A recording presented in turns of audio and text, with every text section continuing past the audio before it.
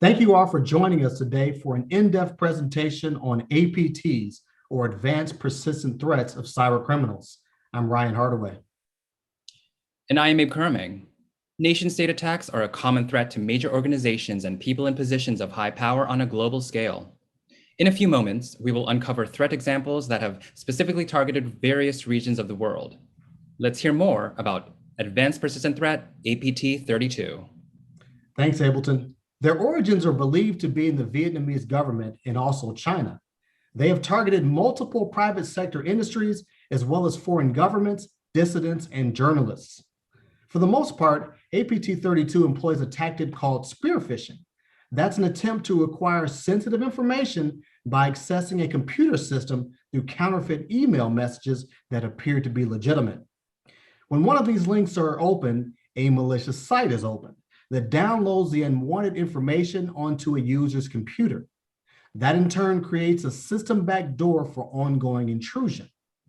The group known as APT-32 has been exploiting Apple's iOS platform by using files that look like Microsoft Word documents. The file looks legitimate because it ends in .dlc, like a normal Word file. These malicious files are designed to look urgent, like an invoice, a receipt, or a legal document. A recent APT-32 attack occurred in April of 2020, where spear phishing messages were sent to employees of China's Ministry of Emergency Management and the Wuhan government. Media speculation is that the hackers were looking for a confirmation regarding the origin of the COVID-19 pandemic. Now, in a compromised system, these malicious files look like an MD5 encryption, and the file paths that they use have been uncovered as well. These phishing tactics are also used by other major threat actors.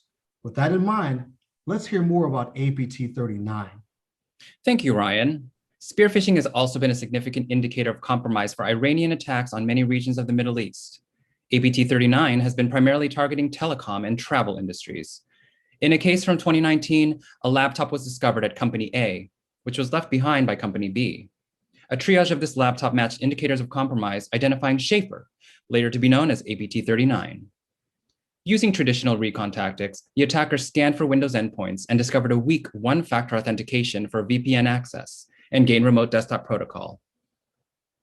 Techniques called SandSpy and TrendCloud utilized short modifications and gained backdoor access for more remote services to run, including a web shell exploit planted on 2 OWA servers. Furthermore, a malware password dump tool called Mimikatz was successful, and the list continued.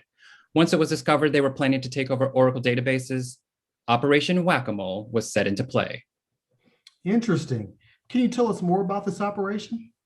In stealth mode, a cybersecurity team observed every intrusion in order to identify the attacker's next move, and once it was determined that an exhaustive takeover was pending, it was imperative to verify entry points one at a time to expose each unknown source. Company A needed to upgrade VPN to multi-factor authentication as soon as possible, and weak employee passwords had crippled their security. Circling back to APT-32, what should the companies do to prevent or identify a phishing occurrence?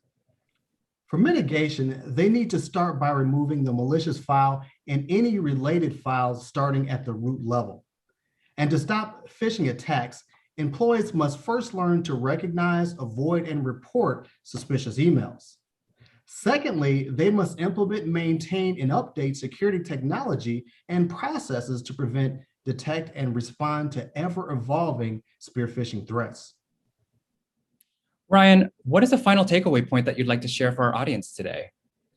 Due to advanced persistent threats like APT-32, iOS platform users need to take a discerning approach when it comes to Microsoft documents that come from unknown sources so that they can better protect their organization.